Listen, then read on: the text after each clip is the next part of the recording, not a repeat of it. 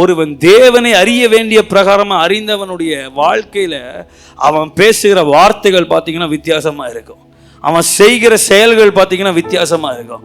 ஒரு பிரச்சனை வந்தா அவன் பண்ற டீலிங்ஸ் இருக்கு பாருங்க, அது வேற லெவல்ல இருக்கும். அது வசனத்துக்கு ஒத்து இருக்கும். அது கர்த்தர் மேல விசுவாசத்தோடு இருக்கும். எதற்கும் பயப்படாம இருப்பான். தனக்கு இருக்கிற பணத்தை நம்ப மாட்டான். தனக்கு இருக்கிற இன்ஃப்ளூயன்ஸை நம்ப மாட்டான். தேவனை அறிந்தவன் செயல்படுகிற விதம் இருக்கு பாருங்க. சிலர் பார்த்தா பைத்தியம் மாதிரி தெரியும் பாருங்க. என்ன இந்த ஆளு பொழைக்க தெரியாத ஆளா இருக்கிறாரு. அவங்க தான் கர்த்தரை அறிந்தவர்கள். மோசே இப்படி போ அப்படி போன்னு திருப்பியும் கொண்டு வந்து செங்கடல்ல கொண்டு வந்து நிறுத்தி போட்டாரு. இங்க எங்கேயா வழி இருக்குது, இங்க என்னையா 20 லட்சம் பேரை கூட்டு வந்து யூ டர்ன் போடுறது எவ்வளவு சிரமம். ஒரு காரை கொண்டுட்டு யூ டர்ன் போடுறது பெருசு. 4 கார் இருந்தா இந்த கார் நகரத்துக்கு 5 நிமிஷம் ஆகுது. 20 லட்சம் பேர் யூ டர்ன் போடணும்னா பாருங்க. இங்க என்னையா பீச்சில் குளிக்கவா கூட்டு வந்த? நம்மளாம் கடலுக்குள்ள போனோம்னா கடல் எல்லாம் வெளியே வந்துடும். அவ்வளோ பேர் இருக்கிறோம், இங்க எதுக்கியா கூட்டு வந்த?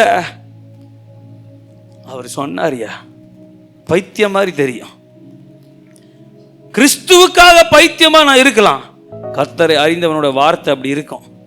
விசுவாச வார்த்தைகளை பேசணும். தேவனை அறிகிற அறிவு உங்க வாயில வெளிப்படணும், உங்க செயல்பாட்டில் வெளிப்படணும். நான் கர்த்தரை அறிந்திருக்கிறேன் சொல்றவங்களுக்கு நிச்சயமா வாழ்க்கையில் ஒரு வித்தியாசத்தை நீங்க பார்ப்பீங்க.